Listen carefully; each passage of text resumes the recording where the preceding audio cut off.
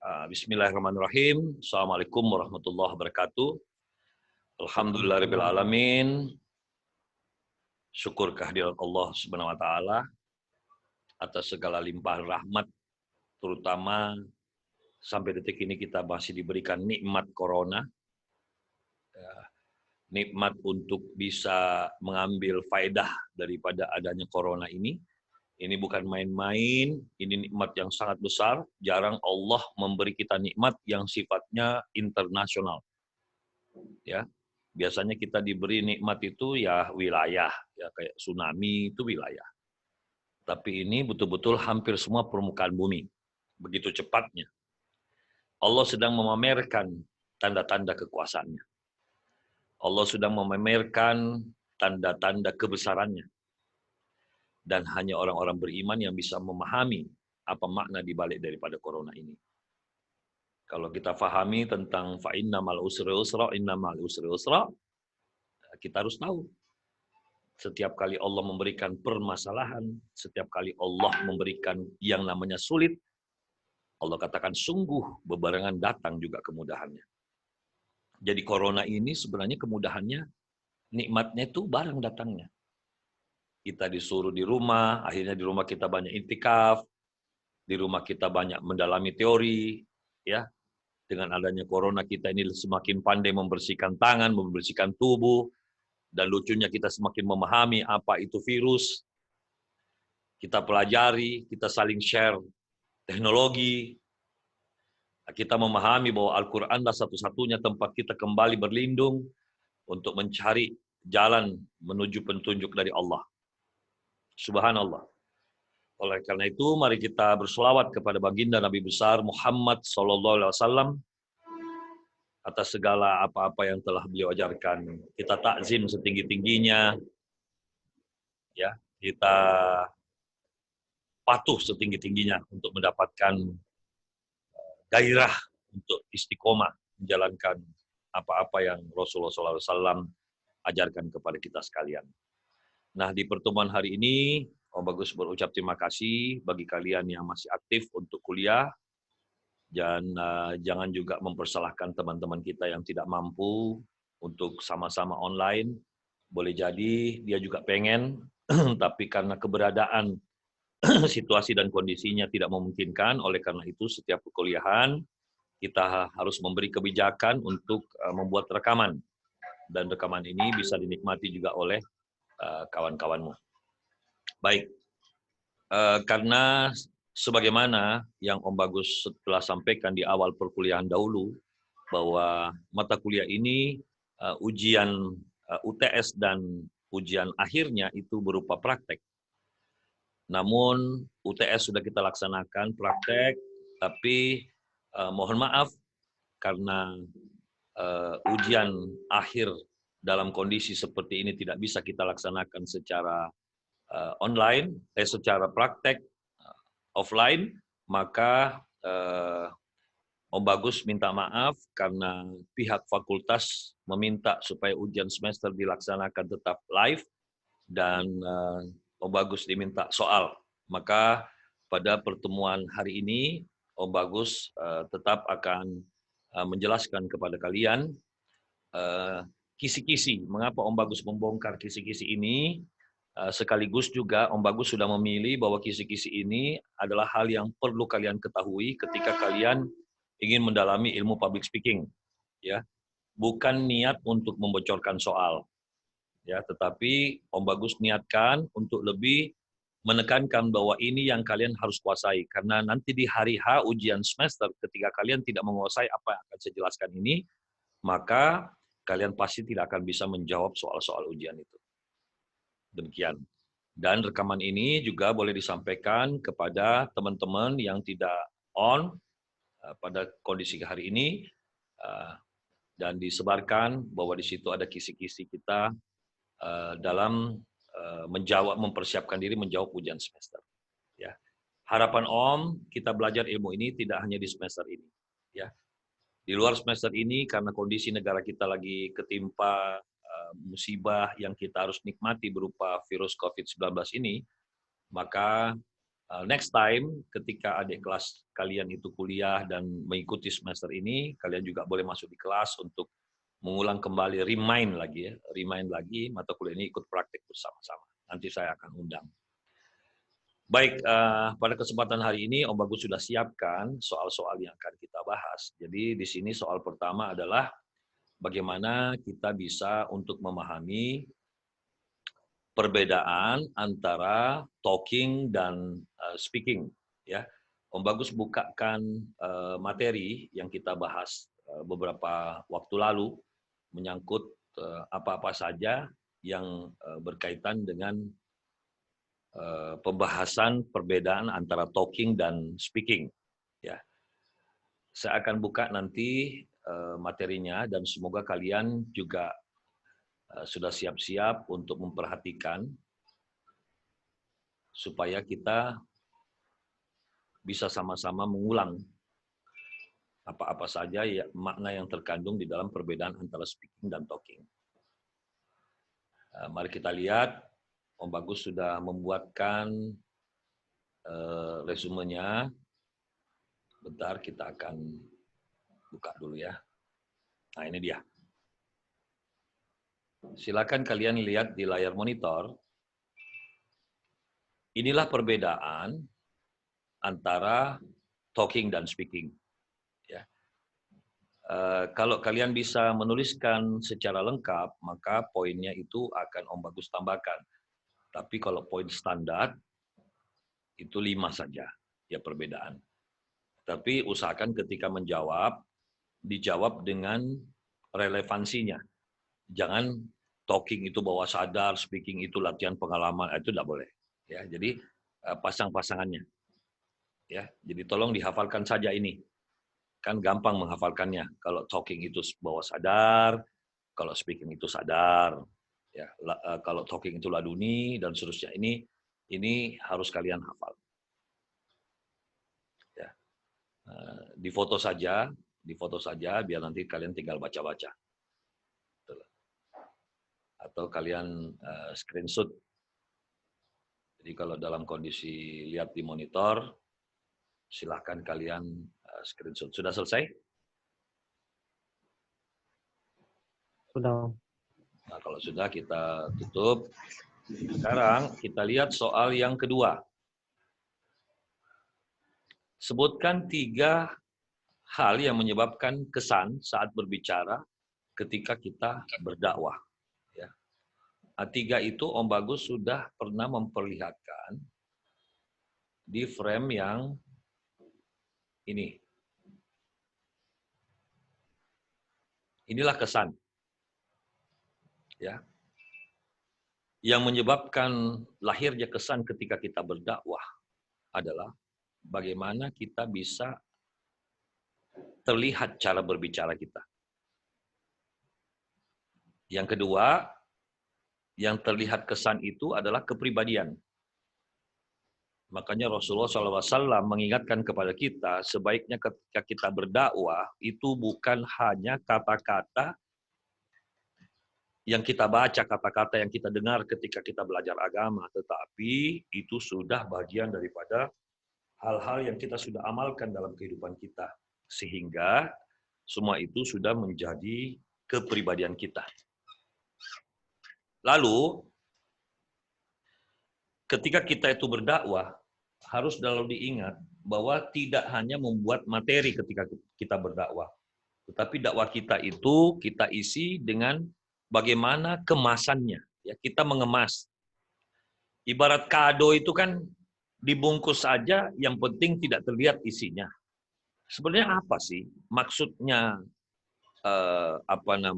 kado itu dibungkus?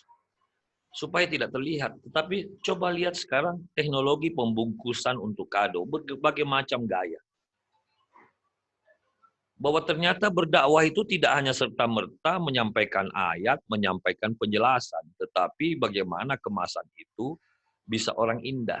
Jadi dakwah itu kan fungsinya apa? Dakwah itu adalah bagaimana kita memasarkan agama ini. Ya.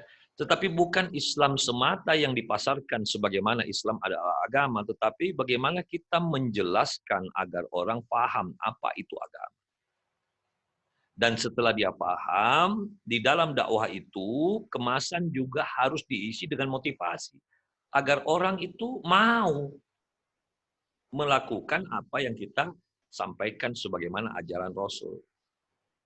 Tapi kalau orang hanya dengar, ngantuk, dan tidak ada bergairah untuk melakukan aktivitas ibadah, ya saya pikir tujuan dakwah kita tidak tercapai. Karena tujuan dakwah itu adalah bagaimana orang bergairah dan mau melakukan minimal dua hal, yaitu beriman, dan yang kedua adalah dia bertakwa. Kalau dia cuma beriman saja tapi tidak bertakwa, maka tidak sempurnalah keimanan seseorang. Begitu pula kalau ada orang mau disebut takwa tapi dia kurang beriman, maka takwanya itu asal-asalan. Kan takwa itu sendiri punya nilai dasar yang paling makro, dua hal, yaitu melakukan apa yang Allah perintahkan, menjauhi larangannya. Tetapi kan jangan asal melakukan. Karena sholat itu ada hal yang paling rendah, yaitu asal sholat. Kalau istilah guru-guru kita dulu ingatkan kepada kita, jangan asal sholat, jangan asal menggugurkan kewajiban. Tetapi lakukanlah sholat setinggi-tinggi sholat. Setinggi-tinggi sholat itu khusyuk. Jadi bertakwa itu juga ada makomnya. Makomnya itu pasti harus beriman. Karena orang yang beriman tidak mau setengah-setengah dalam bertakwa. Kalau dia sedekah tidak asal, sedekahnya itu dengan santun. Ya, walaupun memang bersedekah itu kecenderungannya adalah memberi santunan. Tetapi kan namanya santunan itu ya disampaikan secara santun dong. Sama dengan berterima kasih. Kalau kita cuma bilang, ya terima kasih. Saya pikir itu bukan terima kasih. Terima kasih itu kita terima dengan kasih. Ya kan? Kita terima dengan penuh kasih, yang memberinya pun memberi dengan kasih. Makanya kita bilang, saya terima kasihmu. Jadi, bagaimana seseorang itu menyampaikan dakwah, harus memahami cara berbicara, itulah yang kita pelajari di semester ini, di mata kuliah ini. Yang kedua, kepribadian. Nah, kepribadian makanya kenapa sih Om Bagus ketika mengajar public speaking juga ngorek-ngorek tentang psikologi kalian, ngorek-ngorek tentang pola pikir, karena itu kemasan kepribadian. Nah, setelah itu mengapa kita belajar ilmu apresiasi, itu kemasan isi, bagaimana mendesain pola pikir kita agar kita bisa memberi motivasi. Nanti mungkin pertemuan akhir perkuliahan, Om Bagus akan kasih dasar-dasar memberi motivasi ketika kita berbicara di depan umum. Gitu loh. Nah, syukur-syukur kemarin sebelum kita break, sudah sempat kita latihan acting mimik, walaupun belum sempurna, tapi mau bilang apa? Tapi untunglah, kita udah selesai olah vokal, udah selesai mimik, ekspresi tangan, gestur, alhamdulillah, gitu loh. Sudah ada bekal lah, tinggal kalian latih-latih. Nah, itu jawaban untuk pertanyaan yang kedua. Ya, simple untuk kalian hafalkan. Sekarang mari kita lihat pertanyaan yang ketiga. Sebutkan dua bentuk hipnotik ketika seseorang berbicara. Nah, ini harus kalian pahami juga bahwa hipnotik itu adalah sesuatu yang bisa menciptakan manusia untuk mengikuti. Ya. Karena cara untuk membuat manusia itu sami'na wa atokna, nah, kalau istilah Om Bagus tuh, hipnotik adalah sami'na wa atokna. Salah satu pengertian di dalam Al-Quran. Karena kata hipnotik itu ketika kita terjemahkan di dalam bahasa Al-Quran itu banyak sekali. Banyak sekali. Ya. Pada konteks terbesar, hipnotik yang dimaksud adalah sami'na wa atokna. Jadi kalau orang yang sudah hipnotik itu sami'na wa atokna. Kita bilang, Bu, sedekah ya, pulang ke sedekah, sami'na wa atokna. Tapi kalau dia belum mampu untuk terhipnotis, dia tidak bisa sami'na wa ata'na, tapi dia akan sami'na wa tololna. Gitu. Jadi mendengar dan pendengarannya itu yang membuatnya tolol. Sudah diperdengarkan, masih tidak dilakukan. Itu namanya sami'na wa tololna. Nah, apa-apa saja yang membuat manusia itu bisa terhipnotis? Mari kita lihat. Ini dia. Bagaimana caranya? Oh, kok ini lagi, sebentar. Nah, bagaimana caranya kita bisa menghipnotis orang? Yang pertama, buat mereka percaya. Jadi cara berbicaramu membuat dia percaya. Cara kamu membuktikan ayat, dia percaya. Mimikmu itu loh, mimik orang terpercaya. Perbuatanmu itu loh sehari-hari, bisa meyakinkan dia supaya dia percaya. Misalnya, umat kamu berceramah, umat bilang, Ustadz main, tinggal ngomong doang, begini-begini. Oh mohon maaf Bu, di dalam hidup saya mencermati ayat ini, saya lakukan yang namanya ini, maka saya bisa buktikan hari ini, hidup saya pun melakukan itu, makanya hasilnya seperti ini. Karena kapan kita, itu dia terpercaya. Tapi kalau kita tidak bisa menjelajahi hikmah ayat atau hikmah hadis, maka kasihan itu jamaah itu. Dia tidak bisa merangkak ke alam faham. Karena kita yang berbicara tidak mendapatkan hikmah, apalagi hikmah itu mau didatangkan ke orang lain. Kita ini selangnya. Kita selangnya, mereka embernya. Kalau kita ini selang kotor, maka ember ikut-ikutan kotor. Karena ember mendapatkan air dari selang. Gitu loh. Jadi sekali lagi, bagaimana caranya kita bisa meyakinkan jamaah dengan terus-terus memikirkan 3 hal tadi. Bagaimana cara saya berbicara agar orang itu bisa percaya kepada Allah dan Rasul-Nya. Bisa percaya kepada Al-Quran. Nah ini saja kita dapat corona saja, banyak orang, Al-Quran, ngaji. Ini kita mau kerja ini, disuruh di rumah ngaji. Gimana mau makan?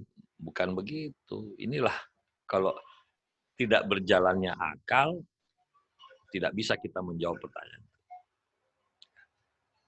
Jadi belief, makanya ada yang disebut dengan belief system. Karena manusia itu sangat terhipnotis oleh belief system, makanya Allah turunkanlah kepercayaan. Apa itu kepercayaan?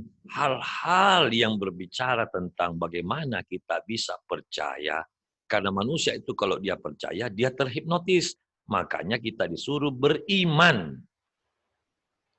Apa itu iman?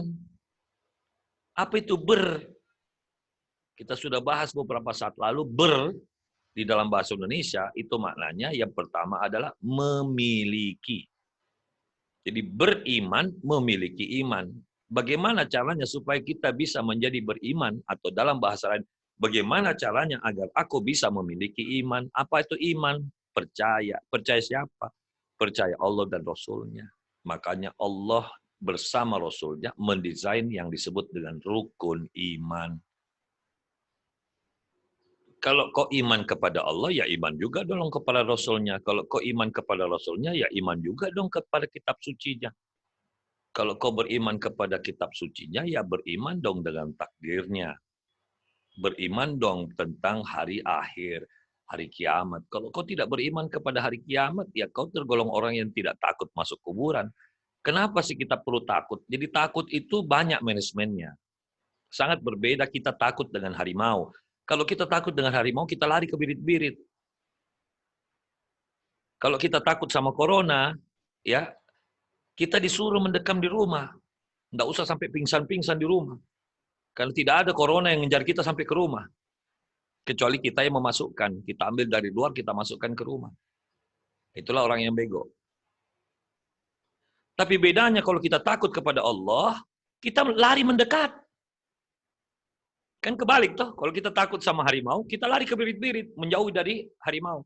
Tapi kalau kita takut kepada Allah, kita ke birit-birit mendekatinya.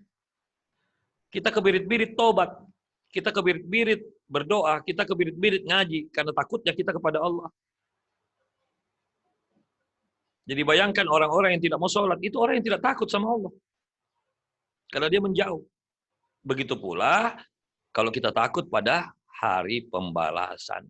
Kita takut pada hari kiamat, karena esensi hari kiamat itu tidak ada satu perbuatan yang tidak ada ganjarannya. Maka kita takut diberi ganjaran terhadap hal-hal yang salah di dalam kehidupan kita. Makanya kalau kita takut pada kuburan, persiapkanlah diri kita agar kita ini bisa selamat menjawab pertanyaan-pertanyaan yang ada di alam kubur. Jadi, apa itu beriman? Memiliki iman. Iman kepada siapa? Iman kepada Allah dan Rasul-Nya. Kalau kita beriman kepada Allah dan Rasul-Nya, maka kita beriman kepada manajemen Islam. Islam menyuruh kita beriman kepada apa saja, imani saja. Itu mekanisme. Ya, supaya kita jangan terhipnotis ke arah yang salah. Makanya Allah turunkan agama. Maksud Allah itu jangan kau terhipnotis selain kepadaku.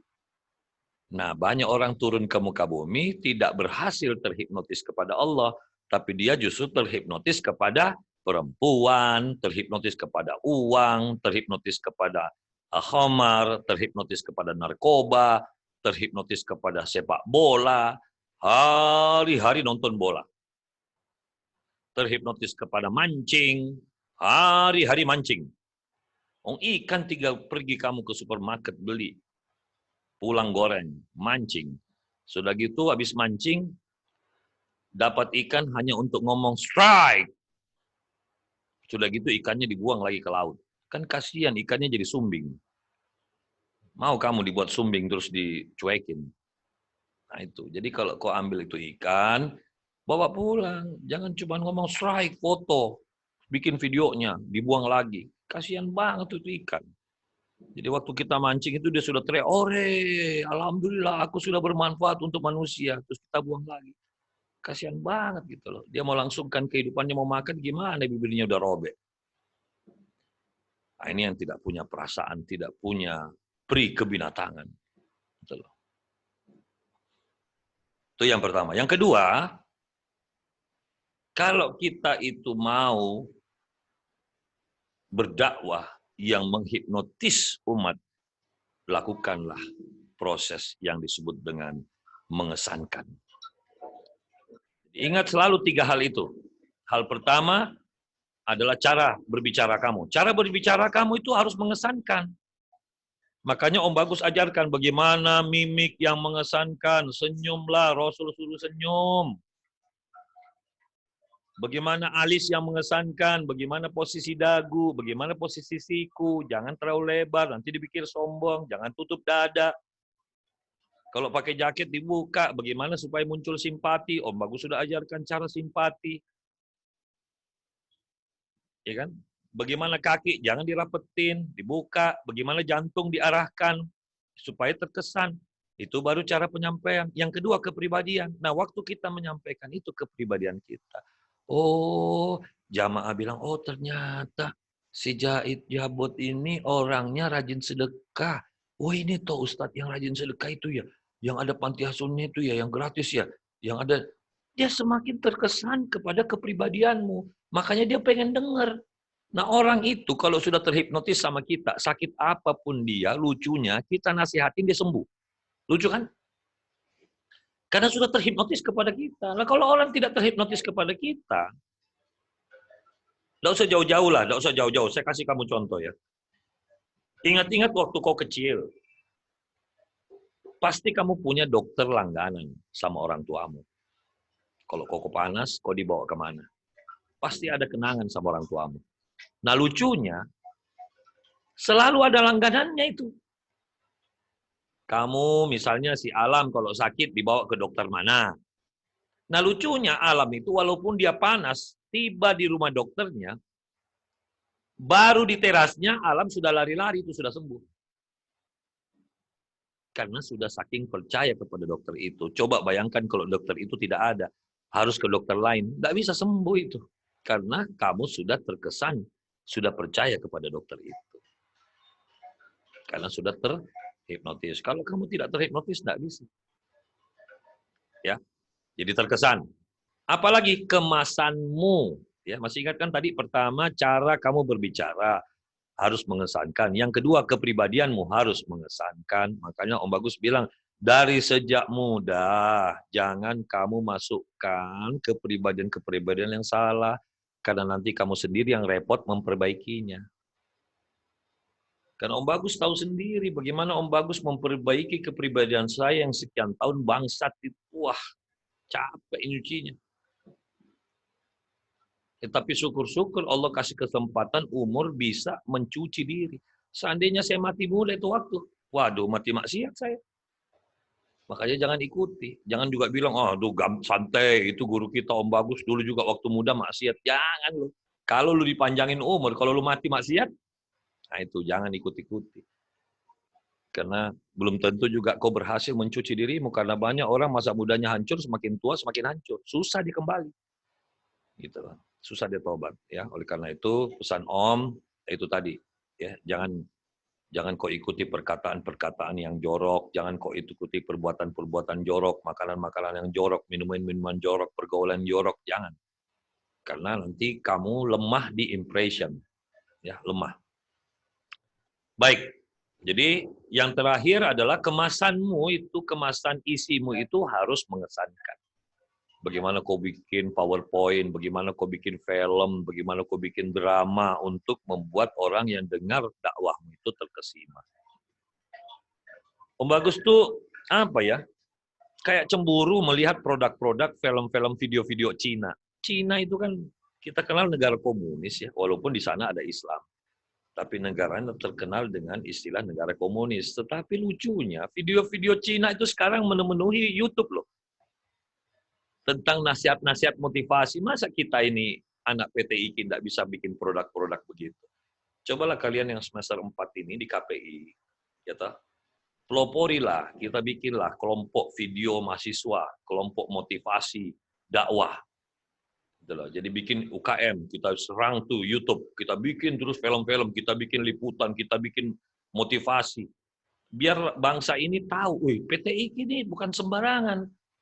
Karena apa? Kalau kampus kita ini populer dengan karya-karya yang seperti itu, semua orang pengen masuk dan pengen tahu tentang PT IKI. Gitu loh. Jadi jangan kita cuma dikenal, oh itu sarangnya anak-anak yang bisa jadi imam masjid, muazin, marbot, waduh kok yang gitu-gitu. Akhirnya kita terkesan kayak sekolah marbot. Om Bagus tersinggung kalau PT IKI digitukan. Jadi, ayo kita rancang ya. Pasca corona ini kita bikin meeting, kita bikin tim. Kita bikin konten-konten. Kita bikin dulu kita punya vlog, apa vlognya? Misalnya vlog dakwah PT IKI, mahasiswa PT IKI. Enggak apa-apa, walaupun kalian sudah lulus, bina lagi adik kelasmu. Jadi vlog itu hidup, bisa jutaan pengikutnya itu luar biasa loh. Kita kirim-kirim situ video-video yang lucu-lucu sambil nanti setiap saat kita ngontrol. Waduh ini dulu ini si Jahit ini waktu semester berapa kita bikin ini. Tapi itu masih abadi di YouTube. Oh ini Alam waktu masih kurus gitu kan. Nah, itu bisa. Cuman pertanyaan kapan Alam kurus ya? Waktu Alam kejepit pintu kali. Oke, itu impression ya. Yang ketiga, expression. Ternyata ekspresi itu bisa menghipnotis orang. Kita angkat kita punya dahi aja, orang lihat, dia terhipnotis. Kita senyum, dia juga senyum, terhipnotis. Kita nunduk, dia juga nunduk. Ya kan? Kita bilang, Assalamualaikum, dia langsung jawab, Waalaikumsalam. Itu sama dengan, karena manusia itu adalah makhluk yang latah. Dia melakukan apa yang dia lihat. Dia berespon apa yang dia dengar.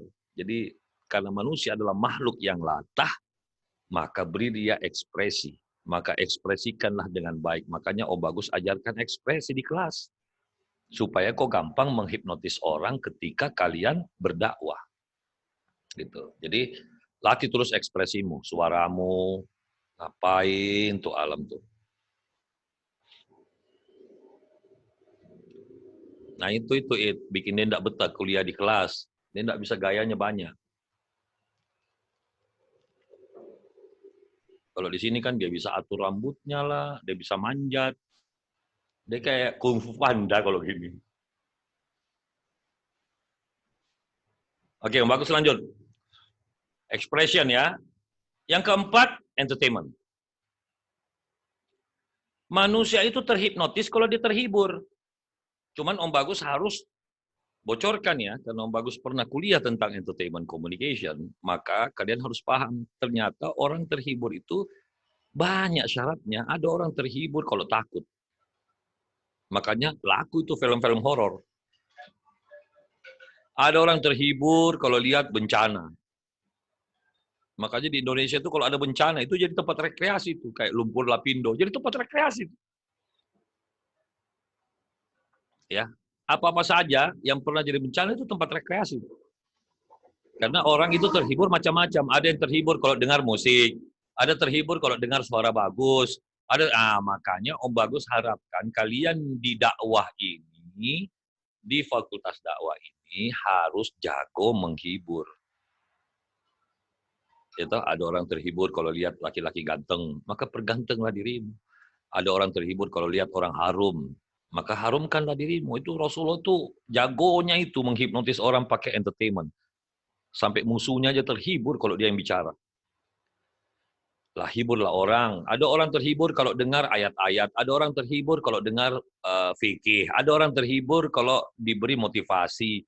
Ada orang terhibur kalau diajarkan cara ya.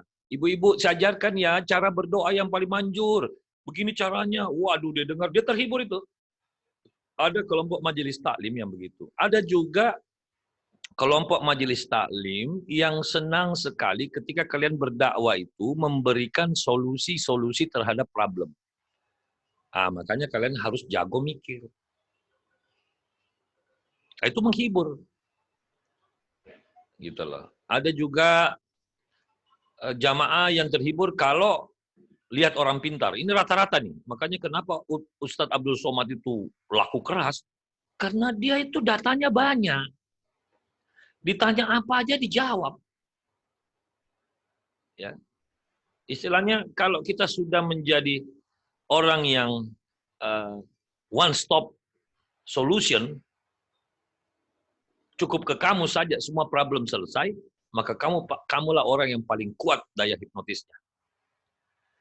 Karena orang senang kalau bisa menemukan orang yang bermanfaat bagi dirinya. Makanya kan Rasul sudah bocorkan, khairun nas anfa'uhum linnas. Sebaik-baik manusia itu yang paling banyak manfaatnya itu di antara kamu. Makanya tolong perbanyaklah manfaatmu, perbanyak ilmumu, perbanyak pengetahuanmu, perbanyak wawasanmu, perbanyak pengalamanmu.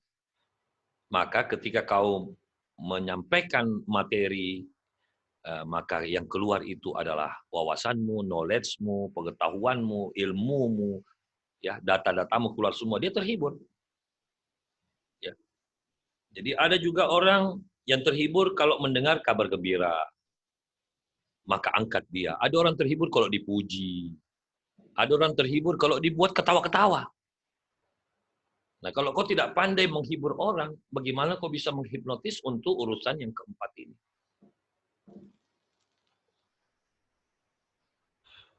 Ada orang terhibur kalau pembicaranya itu asik. Wah ini nih, keren nih Ustadznya nih, asik nih orangnya nih, nggak jaim. Ya. Karena nggak ada orang suka melihat orang yang jaim. Makanya gue bingung kenapa banyak orang jaim. Banyak orang tidak suka itu melihat orang yang jaim. Termasuk orang yang jaim sendiri tidak suka lihat orang yang jaim. Kan lucu. Makanya jangan jaim. Ya. Makanya sebelum kamu pergi ke suatu tempat untuk menyampaikan ceramah, atau kau sedang berada di sebuah wilayah, suatu negeri, kau akan berdakwah di situ, maka pelajari dulu psikologi jamaahmu. Pelajari dulu psikologi umatmu. Ya, kalau umatmu tuh suka yang jenggot-jenggot, ya tumbuhkanlah jenggotmu. Karena itu yang menghiburnya. Ada jamaah yang suka sekali kalau berselawat. Maka perbanyaklah kau berselawat di depan. Itulah layanan entertainment. Karena orang yang terhibur akan terhipnotis. Yang kelima, orang itu terhipnotis kalau kau mengulang-ulang sesuatu. Makanya kenapa sholat itu disuruh ulang-ulang agar kita terhipnotis. Kenapa itu bulan suci Ramadan diulang-ulang setiap tahun ada Ramadan. Dan setiap bulan itu pula kita diperintahkan untuk berpuasa. Untuk apa Om kita berpuasa? Karena sesuatu yang diulang-ulang akan menciptakan daya hipnotik. Salah satu bentuk hipnotik itu disebut takwa. Makanya kan perintah berpuasa itu ya ayyuhalladzina amanu kutiba alaikumusiyam kama kutiba alal ladzina min qablikum la'allakum tattaqun. Kenapa ada la'allakum tattaqun? Allah berharap semoga dengan Ramadan ini kalian semua akan menjadi orang yang takwa. Karena apa? Kau ulang-ulang puasa 1 bulan, kau ulang-ulang sholat jamaah 1 bulan, kau ulang-ulang tadarus 1 bulan, kau ulang-ulang sahur 1 bulan, kau ulang-ulang sholat tarawih 1 bulan, kau ulang-ulang menahan hawa nafsu 1 bulan, diharapkan 1 bulan ini bisa menjadi obat untuk 11 bulan ke depan hingga datang kembali Ramadan. Itulah esensi kalau kau mau terhipnotis ulang-ulang. Makanya coba ingat-ingat bagaimana caramu supaya kau bisa terhipnotis menghafal Al-Quran. Kau ulang-ulang kan? Coba kalau kau tidak ulang-ulang, tidak bisa kau hafal itu, tidak bisa kau setoran. Coba kalau kamu mau jago main gitar, kau harus ulang-ulang main gitar. Mau jago apalagi bulu tangkis, kau harus ulang-ulang. Mau jago naik sepeda, ya ulang-ulang naik sepeda. Jadi rumusnya itu gampang. Untuk menjadi bisa suatu hal, makanya Allah katakan, aku memberi sesuatu yang hambaku ikhtiarkan. Aku memberi sesuatu yang hambaku ikhtiarkan. Apa itu ikhtiar? Tidak bisa disebut ikhtiar kalau tidak diulang-ulang. Karena syaratnya disebut ikhtiar itu harus istiqomah. Kapan dia istirahat, bukan ikhtiar namanya. Itu namanya kamu.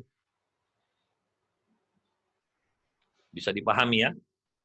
Jadi, supaya orang terhipnotis kepada kamu, gimana caranya? Ya ulang-ulang aja, serang dia. Tembak terus dengan ayat, tembak terus dengan ajakan, tembak terus dengan khutbah, tembak terus dengan ceramah. Supaya dia tobat.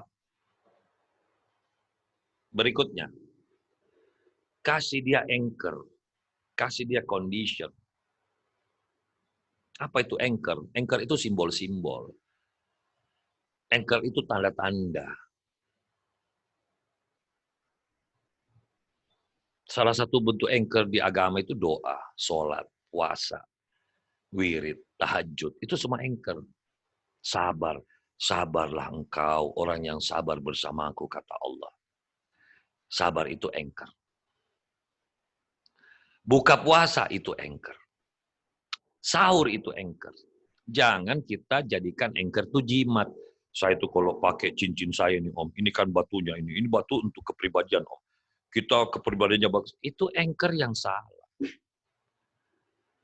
Anchor dalam Islam itu basmalah. Bismillahirrahmanirrahim. Sudah.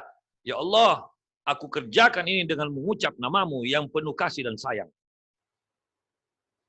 Ya sudah, basmalah itu anchor, hamdalah itu anchor, tasbih itu anchor, takbir itu anchor, Allahu Akbar, maju, kuat, anchor. Jangan kita jadikan anchor-anchor itu yang duniawi. Saya tuh Om kalau tidak makan cabai, tidak bisa makan. Berarti cabai sudah jadi anchor bagimu. Apa hubungannya tidak ada cabai, tidak bisa makan? Saya itu Om kalau tidak ada kerupuk tidak bisa makan. Ini anchor yang salah. Makan aja, masukin di mulutmu, kunyah, telan, itu makan. Kenapa harus tunggu kerupuk? Kalau tidak ada kerupuk, kau tidak makan. Tidak bisa Om. Nah ini dia. Ini anchor yang salah. Ya, jadi anchor itu boleh simbol-simbol, boleh condition. Saya itu kenapa sih Om kalau siang-siang kuliah tuh ngantuk? Ah itu kamu. Anchormu siang, kalau siang ngantuk. Kenapa sih Om kalau saya tuh kuliah ngantuk? Ah anchor kamu sudah kuliah. Jadi setiap kuliah ngantuk. Ah itu anchor yang salah. Nah, makanya berilah audiens semua itu anchor yang positif. Ibu, kalau kita nanti lagi susah, wiridkan ini, anchor. Caranya seperti ini, anchor. Ya kasih dia anchor. Karena orang yang kena anchor itu akan terhipnotis. Yang terakhir, kasih dia program. Ingatkan dia tentang self-talk. Apa itu self-talk? Omongan-omongan. Ajari dia omongan-omongan biar dia yakin. Ayo Bu, kita tetap berbaik sangka, tidak boleh mengeluh. Mengeluh itu merusak energi kita. Mari kita desain kehidupan kita, mari kita rencanakan. Itu program. Yakinlah selalu Bu, Allah itu maha pengasih, maha memberi contoh, maha memberi petunjuk, maha memberikan perlindungan. Maka lakukanlah ini Bu, pasti akan itu program. Itu program-program. Ya. Itu yang berkenaan dengan pertanyaan apa-apa saja yang menghipnotis kita di saat kita melakukan proses dakwah. Ya, itu pertanyaan nomor 3. Ya, sebutkan 2 bentuk saja. Ya. Yang keempat, apa yang dimaksud dengan berbicara ialah mengekspresikan pikiran. Jelaskan. Ya. Beberapa saat yang lalu, Om Bagus sudah menjelaskan bahwa berbicara itu adalah mengekspresikan pikiran. Ya, bentar, Om Bagus lihatkan di awal-awal. Nah, ini dia.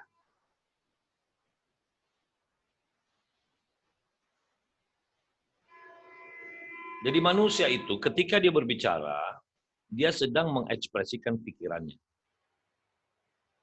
Apa yang dimaksud dengan mengekspresikan pikiran dalam bahasa lain adalah manusia dinilai dari cara dia berbicara.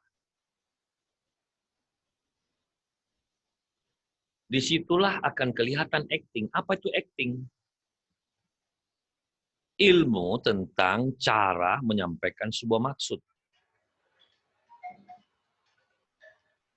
Jadi sebenarnya maksud itu adalah pikiran. Kenapa kita harus melotot, kenapa kita harus bersuara pelan, kenapa kita harus bersuara keras, itu adalah ekspresi. Maka orang yang mengatakan dia tidak marah, tapi suaranya suara orang marah, maka sebenarnya pikirannya sedang marah. Akhlaknya akan terlihat. Dan isi kemasan itu akan berasbab daripada pikirannya. Sehingga ketika manusia itu berekspresi, maka terbacalah pikirannya. Nah, pikiran itu ada 2. Ada pikiran buruk. Orang yang berpikir buruk selalu akan mengalami problem ketika dia berbicara. Kenapa? Karena akan dia tunjukkan keburukannya. Jadi kalau ada orang berbicara selalu mengeluh aja, selalu mencaci maki saja, selalu ketika berbicara itu berburuk sangka aja, itu otaknya semua buruk isinya. Tapi kalau orang yang pikirannya baik, maka senantiasa dia bisa menjadi pembicara yang menyenangkan. Nah, seperti itu kurang lebihnya. Baik, Om Bagus lanjutkan pada pertanyaan yang ke-5 kalau tidak salah ya.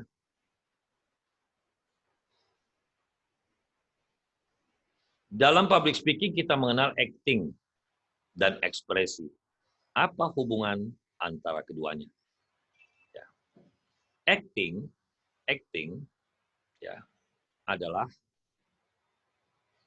cara atau ilmu yang mengatur tentang cara menyampaikan sebuah maksud. Sementara hubungannya ekspresi adalah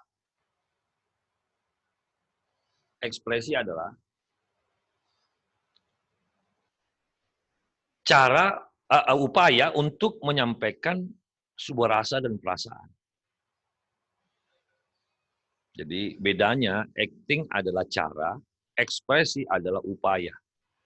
Tapi acting adalah cara menyampaikan sebuah maksud, tetapi ekspresi adalah upaya untuk menyampaikan sebuah rasa atau perasaan. Hubungan antara keduanya, Ekspresi adalah bagian daripada acting,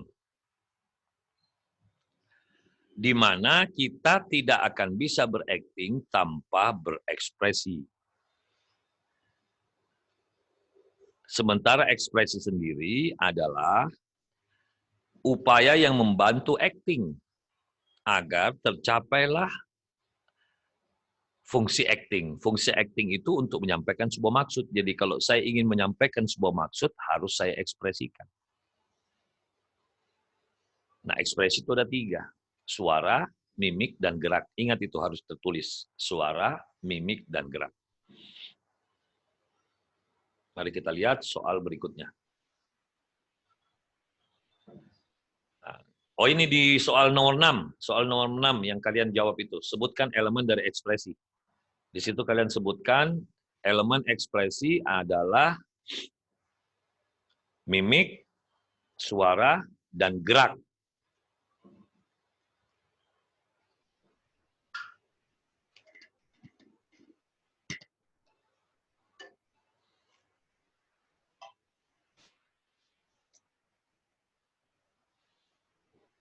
Yang berikut, nomor 7, apa yang dimaksud dengan vokal seperempat atau vokal kinestetik atau kinesthetic voice? Jelaskan. Om Bagus sudah menyampaikan beberapa saat lalu bahwa suara seperempat adalah suara yang mirip bunyinya dengan berbisik tetapi lebih keras. Suara seperempat adalah suara untuk persuasif. Di dalam berdakwah, kita membutuhkan suara seperempat untuk menegaskan sebuah informasi. Mengapa? Karena di dalam dunia dakwah ada peringatan dan ada kabar gembira. Di setiap kita menyampaikan kabar gembira dan peringatan, sebaiknya kita menggunakan teknologi persuasif. Sebagaimana teknik penulisan di dalam proses kita mengetik, kita mengenal ada yang disebut dengan huruf bold yang dipertegas, ada tanda seru, ada underline atau garis bawah, atau italic style di dalam huruf atau huruf yang miring. Itu semua fungsinya untuk penegasan. Sama ketika kita berbicara juga kita membutuhkan penegasan.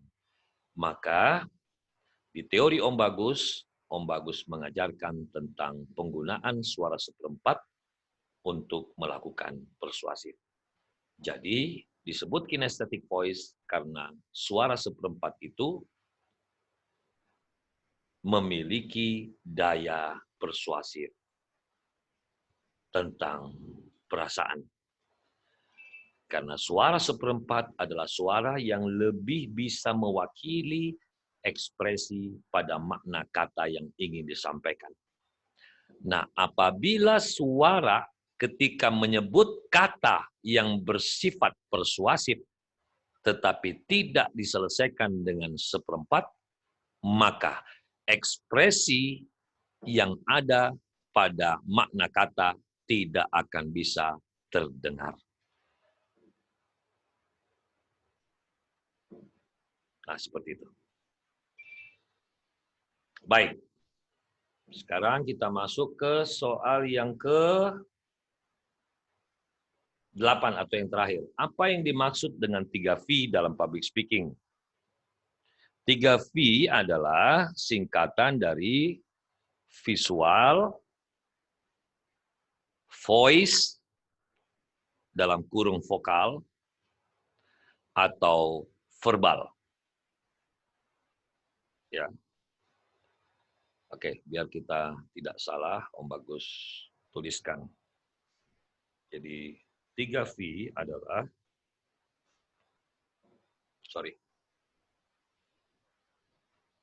3V adalah singkatan dari voice, sebentar.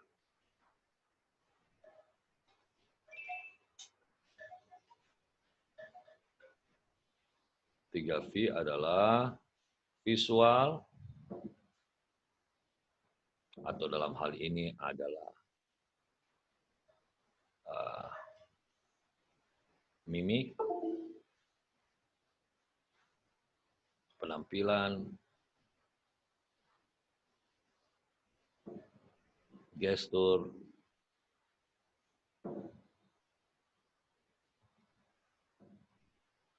body language, dan gerak.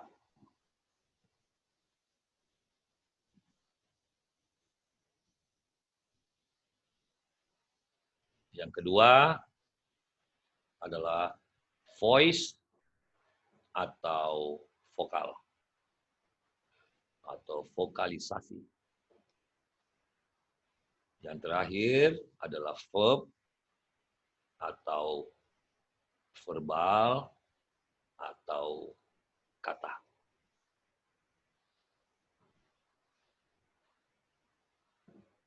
Lalu ditanyakan di situ, apakah atau daya hipnotis atau V yang manakah? Coba kita lihat. Yang bagus tuliskan di situ. V yang manakah yang memiliki daya hipnotis yang terkuat dalam dakwah? Maka kita menjawabnya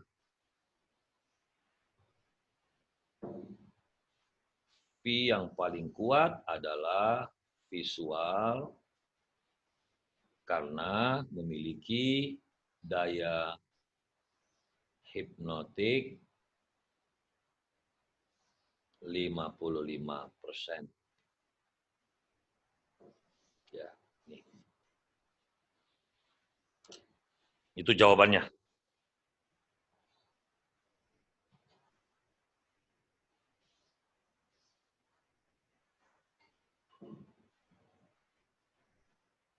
Itu yang bisa Om Bagus sampaikan pada perkuliahan kita hari ini. Kalau ada hal yang ingin ditanyakan, silakan.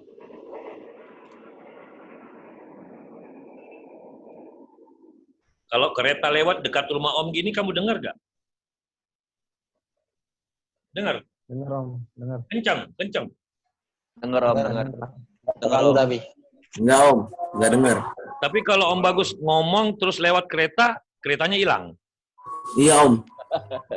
Hilang Iya, atau Om. kemana? Berarti sudah tinggi ilmunya Om ya. Laduni.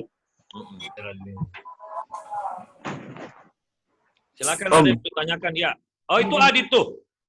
Mana Adit? Itu Adit tuh. Mana lo Dit? Baru nongol lo. Dit. Om, Menuju. sinyal susah Om. Iya. Kirain lu merit lo. Gak jadi Om, corona merit ditunda. Iya. Ya elah. Lu katanya juga di Pekanbaru ya? Ya Om, betul Om. Lah Om Iya. Bagus kan kemarin dari sana. Waduh. Gak Waktu tahu Om. tanggal berapa ya? Om Bagus berangkatnya itu hari Kamis sore jam 4. Tiba di sana maghrib. Om Bagus nginap di Hotel Pangeran. Itu Waduh. ngajar Om. Gak Ngajar tahu di lagi Polda. Om. Ngajar di Polda. Iya. Saya kurang tahu Om. 3 hari 2 malam. Wah, parah Ya, lu Dit, enggak tahu Dit. Saya ngajarnya cuma hari Jumat sampai sore. Sudah itu balik hotel. Sudah. Nongkrong. Untung Om Bagus ditemani sama Mbak Wi, istri. Jadi ya di hotel aja. Nggak bisa kemana-mana. Mau sarapan aja diantarin ke kamar. Mantap. Ngeri. Tapi di Pekanbaru itu enjoy saja, orang-orang nggak pakai masker, nggak pakai apa, saya ngeri gitu. Ngerinya itu bukan apa, kita kan dari Jakarta. Apa nggak takut mereka lihat orang Jakarta datang gitu santai aja nih. Kepala Om. Itu mantap. Enggak, mungkin dia tahu kalau yang datang ini orang baik-baik gitu loh. Iya betul Om, betul. Santai sekali. Nggak bawa virus gitu. Iya. Tapi yang jujur Om Bagus katakan, Om Bagus sedih melihat airport di Cengkareng itu. Karena tidak ada proteksi sama sekali. Paling cuman masuk dipasang gini, udah. Nggak ada penyemprotan, nggak ada antiseptik, nggak ada apa, nggak ada. Sampai di pesawat pun Di pesawat itu duduknya samping-sampingan, bayangin. Ngeri kan? Nah, baru nanti tiba di Pekanbaru, baru kita dikasih tuh. Ada pemeriksaan di itu kan, terus disuruh isi apa itu formulir warna kartu kuning tuh. Karena Om Bagus urusannya dengan Polda, maka orang Polda sudah jemput di dalam. Jadi saya lancar keluar gitu loh. Terus langsung dibawa ke hotel. Nah, sudah, di hotelnya pun nggak ada, santai-santai aja. Cuman memang Om Bagus sengaja nggak keluar kamar, di kamar aja. Nggak berani Om Bagus keluar. Cuman waktu hari terakhir, waktu hari Sabtu pagi itu Om Bagus habis sholat Jumat, kalau habis sholat subuh, sudah saya pengen sudah pakai masker sama Mbak Wi, udah saya turun di hotel, jalan kaki tuh kelilingi daerah belakangnya hotel itu, ternyata di belakang ada hutan lindung. Iya. Ya itu saya jalan-jalan situ, cuman serem, hutannya serem. Nggak jadi saya masuk, saya keluar lagi, saya lewat gang-gang terus. Emang Om, Jangan ada salah Jumat, Om. Kenapa? Di Soekarno-Hatta nggak ada siraman itu, Om. Disinfektannya nggak ada. Nggak ada. Ada, saya lihat boxnya tapi tidak digunakan. Oh, soalnya kemarin ini Om, waktu ILC, jubirnya presiden bilang katanya ada. Berarti bohong. Alah. Mungkin tidak ada petugasnya, ya udah gue masuk gitu aja. Nah di pesawat serem juga, saya pikir di pesawat itu diselang-selingin tempat duduknya, nggak ada, tempetan, nggak mau rugi penerbangan. Oh iya. Iyalah. Kok nggak nanya ke Polsek, Om? Polsek yang mana Om ngajar? Kenapa? Om nggak nanya ke Polsek ini, Polsek yang Om ngajar kemarin tuh? Enggak, Om Bagus kan di Polda. Hmm. Tapi acaranya itu di Makobrimob. Di situ. Di Aula Bayangkara situ. Udah selesai, langsung balik gua. Cuman ada alumni Kafi yang sudah jadi mubalik di sana. Datangi Om ke hotel. Temu sebentar, terus langsung ke airport pulang. Gitu. Oke, kalau ada yang mau ditanya silakan. Kalau tidak ada, biar tidak kepanjangan ini yang mau diupload di YouTube. Kasihan teman-teman kalian kalau tidak punya ini. Kita akhiri dulu perkuliahan. Nanti insya Allah minggu depan kita kuliah lagi. Yang jelas tolong di-share itu kisi-kisi ujian semesternya ya. Biar teman-teman juga bisa mendengar ulang apa-apa yang menjadi poin di semester ini. Dan merupakan kunci terhadap jawaban yang ada di ujian semester kita, yaitu bukan membocorkan ujian, tetapi dalam rangka memberikan kebijakan, karena yang saya ujikan itu juga mestinya kan kita praktek, tetapi karena kondisi, maka Om Bagus kasih kebijakan, Om Bagus menjelaskan kisi-kisinya. Ternyata dengan menghafal itu juga sama. Jadi sebenarnya fungsi ujian itu kan biar kalian itu belajar. Tapi dengan cara saya beri kisi-kisi kan kalian juga menghafal, dan apa yang kalian hafalkan itu penting untuk kalian ketahui. Dengan menghafal itu saja sudah bagus. Ya, tapi jangan bawa catatan. Oke. Demikian, salam untuk keluarga semua. Sampai ketemu minggu depan insya Allah. Ya. Ya, alam itu puasa ulam. Orang puasa dia tambah banget. Alam udah nggak ada, Om. Itu ada tuh. Lagi masak, Om. Diet. Ya, dia masa pertumbuhan. Kayak Iqbal dong. Wes, imut. Weh, cool. Kulkas. Yuk, pamit kita tutup dengan hamdalah.